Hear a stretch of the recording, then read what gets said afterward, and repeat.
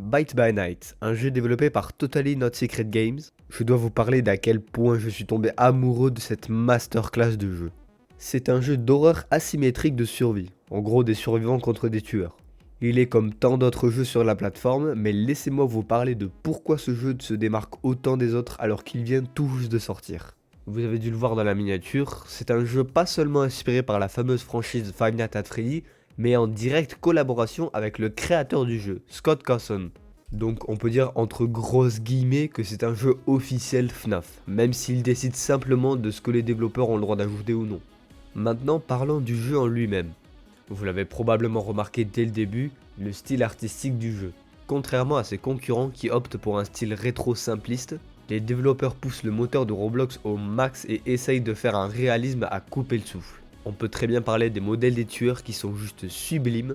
Il y a tellement de détails sur leur corps, je savais même pas qu'on pouvait faire ça sur Roblox. Mais on peut aussi parler des maps dans le jeu, avec une pizzeria, une usine et une forêt, tout aussi belles les unes que les autres. En termes de graphisme, il n'y a vraiment rien à redire, c'est un incroyable 10 sur 10. Ensuite, bien évidemment, le plus important dans un jeu d'horreur asymétrique, le gameplay. À chaque début de round, un timer apparaît à minuit, et si t'es pas débile, t'as bien deviné qu'il fallait survivre jusqu'à 6h du matin. Les survivants peuvent en revanche faire accélérer le temps en complétant des objectifs comme réparer un générateur ou mettre en place des batteries. Pour vous défendre du tueur, qu'on en parlera en détail juste après, les survivants ont des capacités spéciales en fonction de leur classe, qu'on en reparlera aussi juste après. Soit barricader des portes, une fois une porte barricadée, le tueur peut enfoncer la porte pour essayer de la détruire.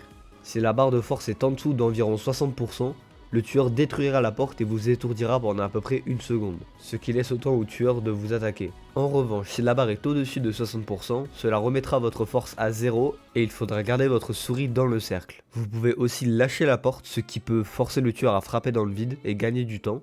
Cependant, si une porte est trop de fois frappée par le tueur, elle deviendra plus facile à casser, donc il faut savoir gérer entre course-poursuite et porte. Une fois que le timer sera à 6h du matin, la map commencera à brûler et vous devrez vous échapper à travers la sortie. Pour l'instant, le gameplay est relativement simple et compréhensible. Barricader les portes est très original comme mécanique, car c'est à double tranchant. Soit ça peut te faire gagner du temps, soit ça peut se retourner contre toi. Mais les développeurs ne se sont pas arrêtés là et ont décidé de créer des classes de survivants. À l'heure où j'écris le script, il y a 4 survivants et 3 tueurs.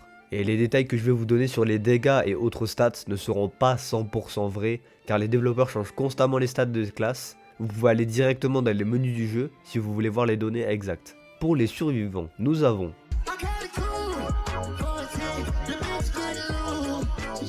le customer est la classe de base du début du jeu, c'est un survivaliste, c'est-à-dire que ses compétences ne lui servent uniquement qu'à lui pour survivre le plus longtemps possible. Sa première compétence est pizza. Comme son nom l'indique, votre personnage mangera une pizza qui vous donnera 30% de votre vie totale, avec un temps de rechargement de 30 secondes. Une compétence classique mais qui fait le taf si vous avez pris beaucoup de dégâts. Sa deuxième compétence est soda, et encore une fois, relativement simple à comprendre de par son nom, on boit un soda qui donnera un boost de vitesse pendant 5 secondes. Votre stamina descendra moins vite, mais vous aurez un inconvénient de 3 secondes de lenteur à la fin des boosts. Une classe très facile à prendre en main, c'est une bonne classe pour débuter et apprendre le jeu. À haut niveau, elle peut être très forte pour les longues courses-poursuites ou pour le last man standing.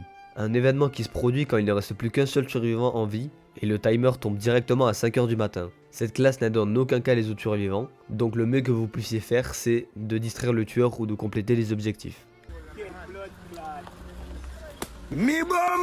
Le fighter est l'une des deux seules classes qui peuvent attaquer le tueur. Vous portez une hache et attaquez le tueur avec cette dernière.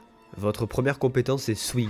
Vous ne pouvez utiliser cette compétence uniquement que si vous avez un jeton ou plus. Vous commencerez la partie directement avec un jeton. Votre personnage va plonger et donner un gros coup de hache. Si vous arrivez à toucher le tueur, vous l'étourdissez pendant 3 secondes avec des debuffs en fonction du nombre de jetons. Une attaque simple mais efficace. En revanche, si vous ratez votre attaque, le tueur aura le temps de vous mettre des dégâts en retour. La deuxième compétence est Pari. Votre personnage met sa hache pour se protéger. Si le tueur vous frappe pendant l'animation, vous l'étourdissez pendant 1,5 secondes et gagnez un jeton pour votre prochain coup de hache. En revanche, si le tueur ne vous a pas attaqué, alors vous obtiendrez un debuff de faiblesse, ce qui vous fait prendre plus de dégâts. A noter que vous ne pouvez pas parer les attaques à distance. Une classe très agressive fait spécialement pour affronter le tueur en face à face. Ça demande beaucoup de skill de gérer entre confrontation et patience. Une classe fait pour vous si vous en avez rien à foutre des objectifs et que vous voulez juste vous tabasser avec le tueur. Are you sure these will work? Yes! How? I have 20 million power and rise of kingdoms! Le médic est une classe support fait spécialement pour aider les autres survivants à rester en vie. Sa première compétence est Heal. Vous ouvrez votre trousse de soins et votre personnage deviendra vert. Si une personne interagit avec vous, vous commencerez à le soigner d'environ 40 HP. Mais si la personne est déjà à 100% de sa vie, alors vous lui procurez 25 HP supplémentaires en plus de sa vie de base. Sa deuxième compétence est Self-Heal. Vous utilisez votre trousse de soins pour vous soigner vous-même d'environ 30 HP. Mais vous ne pouvez pas vous donner des HP en plus de ceux que vous avez de base. Medic est la classe la plus simple à utiliser, mais aussi la plus utile de toutes. Vous devenez d'ailleurs une grande priorité pour le tueur, parce que vous pouvez réduire tous leurs efforts à néant. C'est donc à votre équipe de vous protéger parce que vous n'avez aucun moyen de vous défendre à part avec les portes.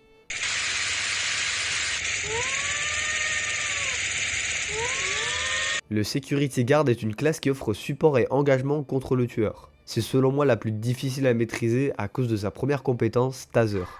Vous commencerez à charger un taser qui prend beaucoup de temps à se charger. Plus votre taser est chargé, plus il sera efficace. Si vous arrivez à toucher le tueur, vous le ralentissez grandement, cependant ça ne lui empêche pas de vous attaquer, il faut donc éviter de lui tirer dessus trop près. Sa deuxième compétence est Cams.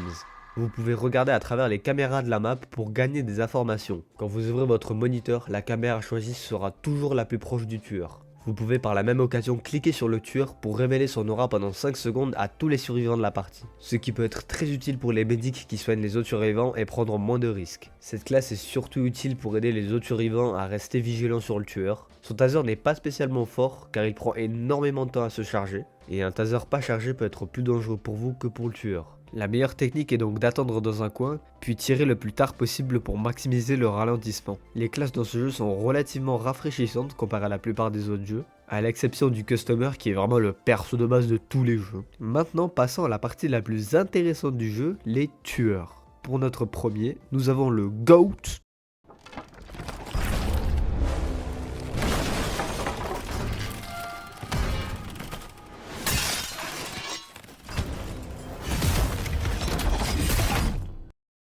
Springtrap est un mix entre poursuite et piège. Son attaque de base fait 34 de dégâts et 28 sans sa hache. Sa première compétence est Bear Trap. Springtrap pose un piège à ses pieds et si un survivant marche dedans, il prendra 15 de dégâts et sera complètement immobilisé. La seule façon de s'échapper, c'est de se faire délivrer par un autre survivant ou bien de prendre une attaque de Springtrap. Sa deuxième compétence est Redman Cleaver. Springtrap se prépare à lancer sa hache et en réutilisant la compétence, il la lancera et fera 20 de dégâts en plus du saignement infligé par la hache. Si la hache ne touche personne, elle se plantera au sol et vous pourrez la récupérer en appuyant sur F. Si vous décidez de ne pas récupérer votre hache, alors sa première compétence se transformera en Scream. Springtrap va gueuler très fort, comme moi qui prends 2-0 coef 1,5, et révélera l'aura de tous les survivants pendant 5 secondes tout en leur appliquant un effet d'aveuglement. Une fois cette compétence utilisée, elle se transformera de nouveau en compétence nommée Charge. Springtrap commencera à courir et à rapidement utiliser votre stamina. Si vous arrivez à attraper un survivant, Springtrap lui fera un jumpscare tout en lui prenant 40% de la vie qu'il a actuellement. C'est donc plus efficace contre les survivants avec beaucoup de vie. C'est un excellent tueur pour débuter au jeu, car il peut alterner entre stratégie et course-poursuite rapidement tout en faisant des dégâts constants. Enfin bref, un très bon tueur, et le prochain sur la liste c'est...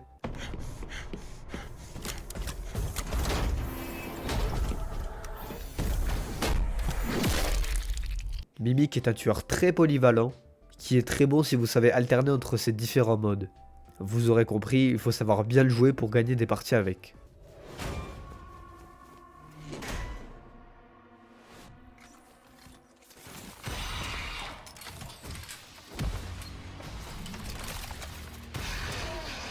Ennard est un tueur de tromperie et est probablement le tueur le plus dur à jouer, à cause de ses longues animations et de sa difficulté à rester discret. C'est d'ailleurs le tueur le plus lent du jeu, du moins sous sa forme de base. Il possède un passif unique, de base au début de la partie, le joueur qui sera le tueur sera révélé, mais pas pour lui. Il restera anonyme, qui se combine bien avec son deuxième passif, les gens que vous tuez ne s'afficheront pas morts sur les icônes en bas à gauche. Son attaque de base fait 32 de dégâts, rien de spécial. Sa première compétence est Wild Eye. Ennard arrache 2 yeux de son corps et les laisse tomber. Ces derniers bougeront automatiquement vers le survivant le plus proche, et si les yeux montent sur un survivant, ils auront leur vision réduite en plus de faire des dégâts petit à petit. Ils devront secouer leur caméra très fort pour les enlever. Sa deuxième compétence est Grab.